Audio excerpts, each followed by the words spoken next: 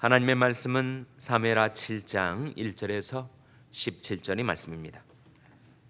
여호와께서 사방의 모든 대적을 파사 왕으로 궁에 평안히 거하게 하신 때 왕이 선자 나단에게 이르되 볼지어다 나는 백향목 궁에 거하거늘 하나님의 괴는 휘장 가운데 있도다. 나단이 왕께 고하되 여호와께서 왕과 함께 계시니 물은 마음에 있는 바를 행하소서. 그 밤에 여호와의 말씀이 나단에게 임하여 가라사대 가서 내 종 다윗에게 말하기를 여호와의 말씀이 네가 나를 위하여 나의 거할 집을 건축하겠느냐. 내가 이스라엘 자손을 애굽에서 인도하여 내던 날부터 오늘까지 집에 거하지 아니하고 장막과 회막에 거하며 행하였었나니 무릇 이스라엘 자손으로 더불어 행하는 곳에서 내가 내 백성 이스라엘을 먹이라고 명한 이스라엘 어느 지파에게 내가 말하기를 너희가 어찌하여 나를 위하여 백향목 집을 건축하지 아니하였느냐고 말하였느냐. 그러므로 이제 내 종 다윗에게 이처럼 말하라. 만군의 여호와께서 이처럼 말씀하시기를 내가 너를 목장 곧 양을 따르는 데서 취하여 내 백성 이스라엘의 주권자를 삼고 내가 어딜 가든지 내가 너와 함께 있어 내 모든 대적을 내 앞에서 멸하였은즉 세상에서 존귀한 자의 이름같이 내 이름을 존귀케 만들어 주리라. 내가 또 내 백성 이스라엘을 위하여 한 곳을 정하여 죄를 심고 죄로 자기 곳에 거하여 다시 옮기지 않게 하며 악한 이유로 존과 같이 죄를 해하지 못하게 하여 전에 내가 사사를 명하여 내 백성 이스라엘을 다스리던 때와 같지 않게 하고 너를 모든 대적에서 벗어나 평안케 하리라.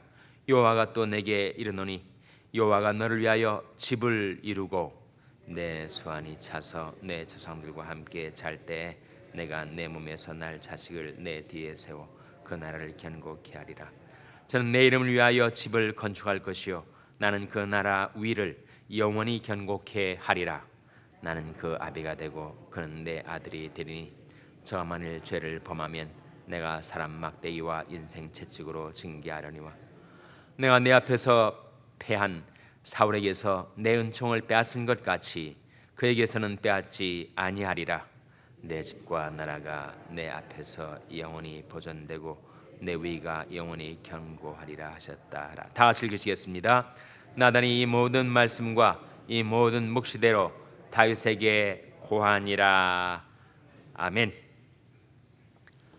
할렐루야. 서로에게 평강이 복을 기원하는 마음으로 샬롬 인사 나누시기 바랍니다. 샬롬. 샬롬. 오늘도 화요 새벽 기도에 잘 나오셨습니다. 오늘 사무엘하 7장은 사무엘서 상하를 통해서 가장 중요한 챕터이죠.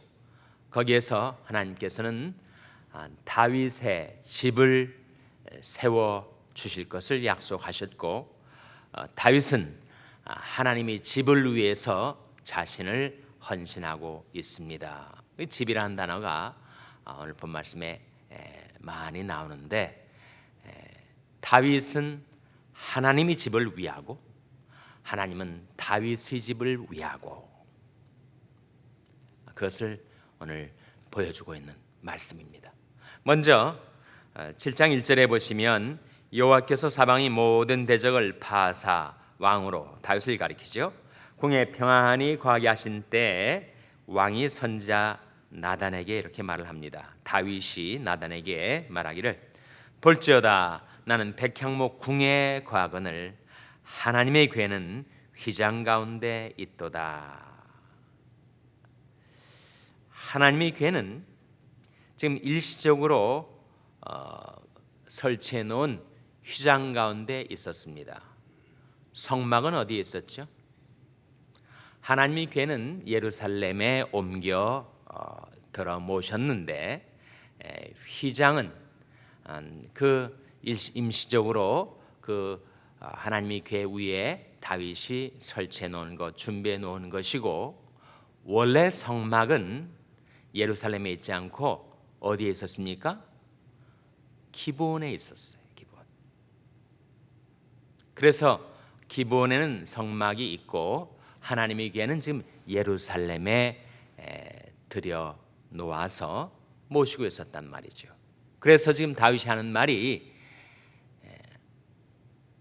하나님의 궤는 지금 휘장 가운데 있지만 나는 지금 백향목 궁에 거하고 있으니 이것이 합당치 않다.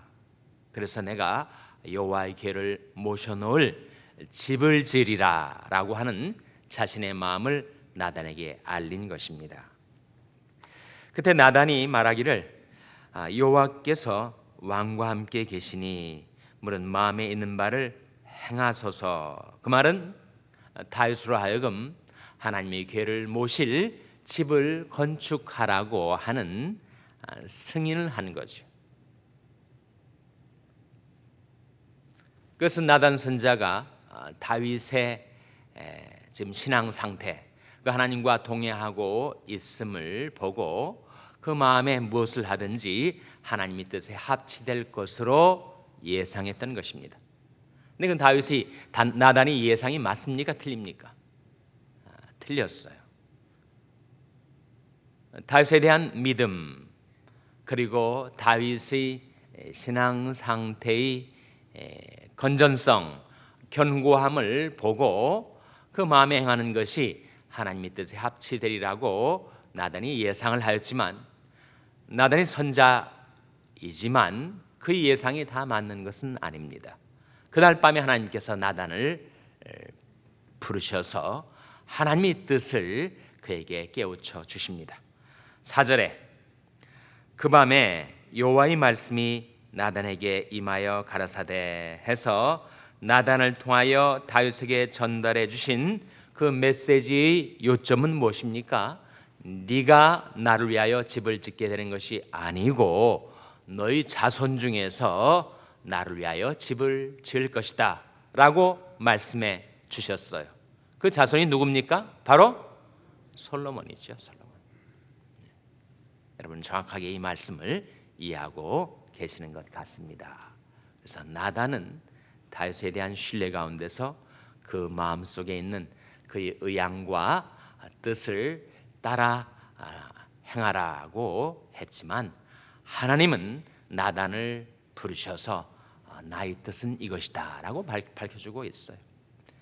그러니까 예언의 은사를 받았다고 또 자신이 예언자라고 모든 것을 다 알 수 있는 것은 아닙니다. 그래서 성경에서 예언의 은사를 받은 자는 어떻게 그것을 행하라고 했습니까? 예언의 은사를 받은 자는 믿음의 분수대로, 믿음의 분량, 하나님께 받은 바 말씀이 아니면 그것은 예언이 아니죠. 아무리 탁월한 예언자라 하더라도 자신의 경험, 자신의 생각, 자신의 예상을 따라 말하면 그것은 예언이 아닙니다. 예언은 어떻게 예언이 되는가? 하나님께 받은 말씀을 전할 때 그것이 예언이 되는 거죠. 그래서 예언의 예자는 미리 예자를 쓸 수도 있지만 맡길 예자, 하나님께 받아 맡은 말씀을 전할 때 그것이 진정한 예언이 되는 것입니다. 하나님께서 나단과 다윗 사이의 대화를 보시고 아시고 나단을 밤에 불러내셔서 하나님의 뜻을 깨우쳐 주신 거죠.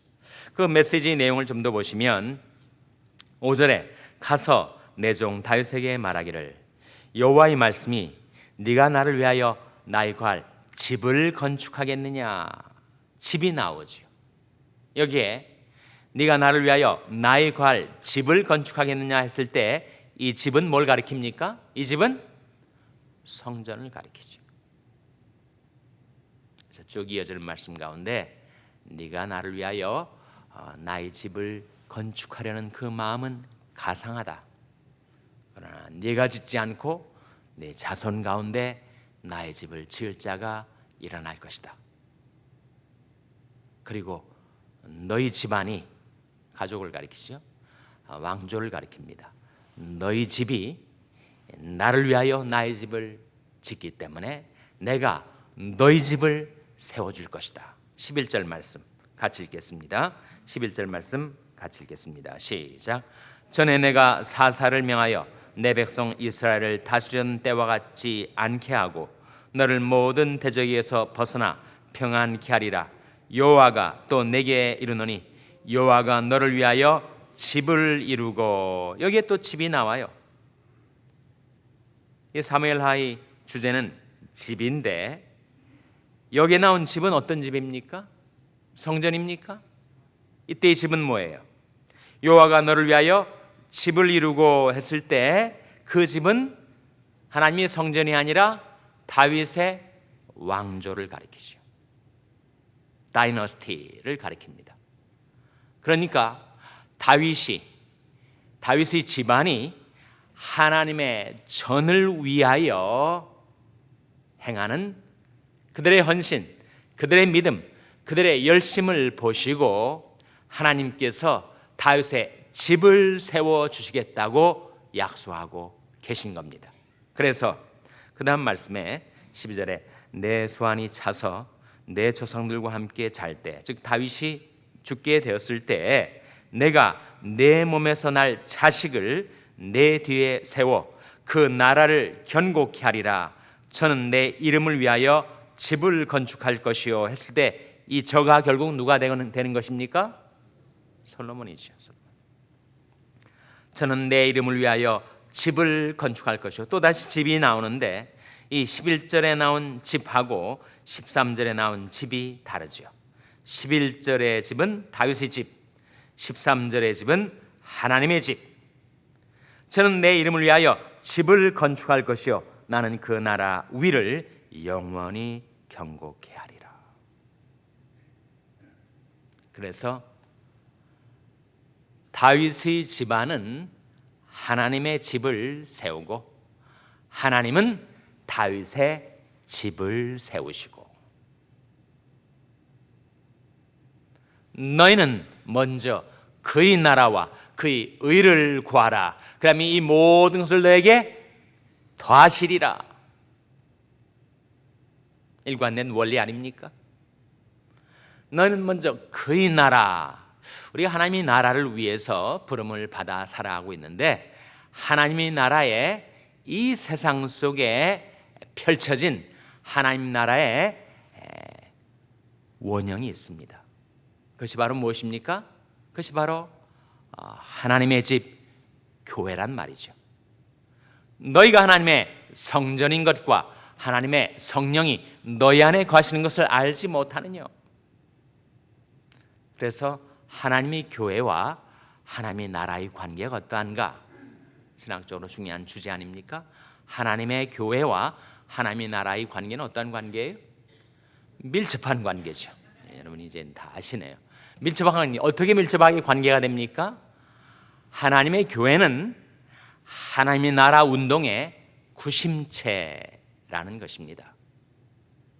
하나님의 나라가 이 땅에, 이 세상 가운데 임할 때 그 하나님의 나라의 모습을 가장 근접하게 가까이 닮은 것이 바로 교회죠. 여러분, 한인회에 나가서 하나님 나라의 모습을 보실 수 있습니까? 나라의 입법부, 행정부, 사법부가 있지만 거기에 하나님의 나라에 근접한 기관의 모습을 찾기가 쉽지 않아요. 하나님의 나라의 현재적인 현현으로서 교회를 하나님께서 세우셨고, 교회는 그 하나님 나라의 확장을 위하여 지금도 주님을 섬기는 하나님 나라 운동의 구심체라는 거예요. 그것이 교회와 하나님 나라의 관계입니다. 그래서 하나님의 교회를 위해서 살아가는 자들은 하나님 나라를 위해서 살아가는 삶이 가능케 되는 것이고, 그 하나님의 나라와 하나님의 의를 먼저 구하며 살아갈 때 하나님께서 그의 집을 세워주신다라고 하는 원리를 오늘 본 말씀에서 우리가 도출할 수가 있는 거죠. 말씀드린 바와 같이 지금 성막은 기브온에 있었어요.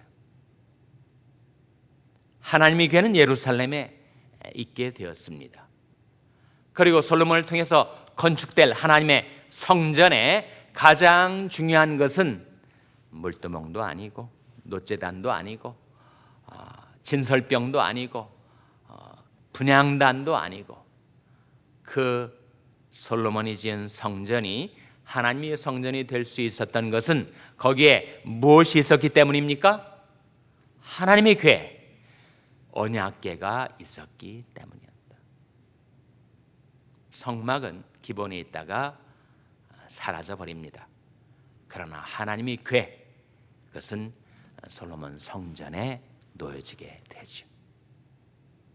교회는, 하나님의 교회는 말씀의 교회다, 그런 말이 있습니다. 따라서 하나님의 교회를 위해서 봉사하고자 하는 자는 하나님의 말씀에 익숙지 않으면 안 된다 라고 하는 명언이 있습니다. 지금 내가 너희를 주와 및 그 은혜의 말씀께 부탁하노니 그 말씀이 너희를 능히 든든히 세우사 거룩히 하심을 입은 모든 자 가운데 기업이 있게 하시리라. 그래서 우리가 사무엘하 7장을 통해서 발견하게 된 중요한 원리가 있는데, 우리 삶은 무엇을 중심으로 이루어져야 하는가? 하나님 중심, 말씀 중심, 교회 중심으로 이루어지는 거죠.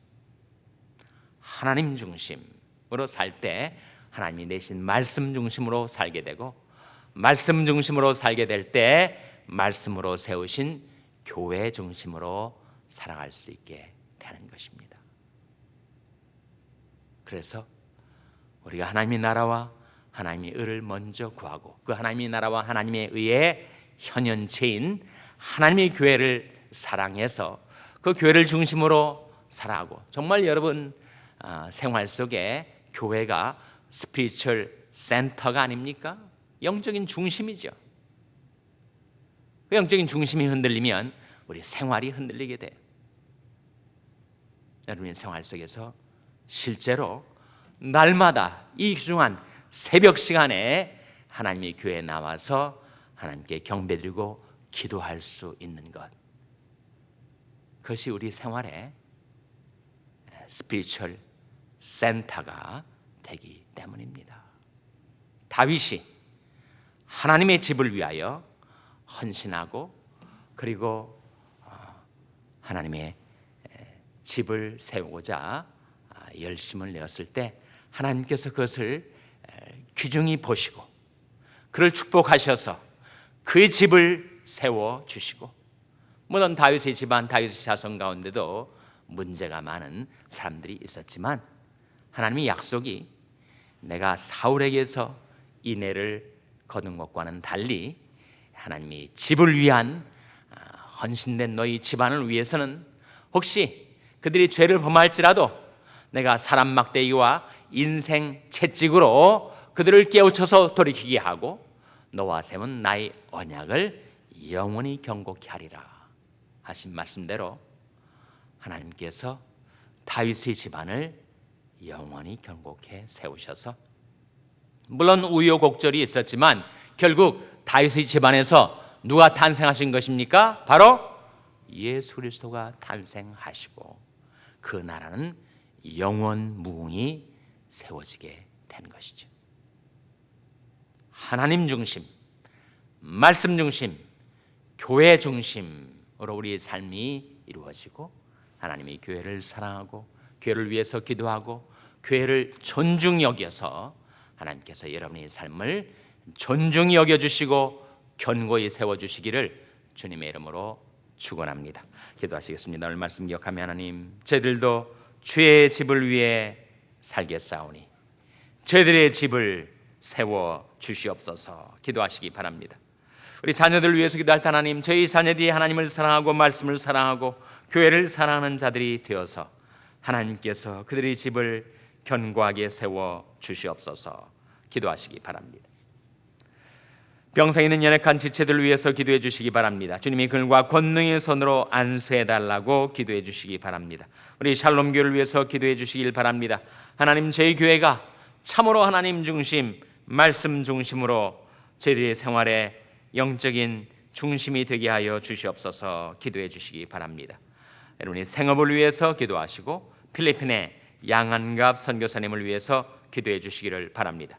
우리 교회 부목사 청빙을 위해서 기도해 주시기 바랍니다. 하나님, 저희들을 성령으로 충만케 하여 주시옵소서. 이런 제목들로 우리 합심해서 기도하겠습니다.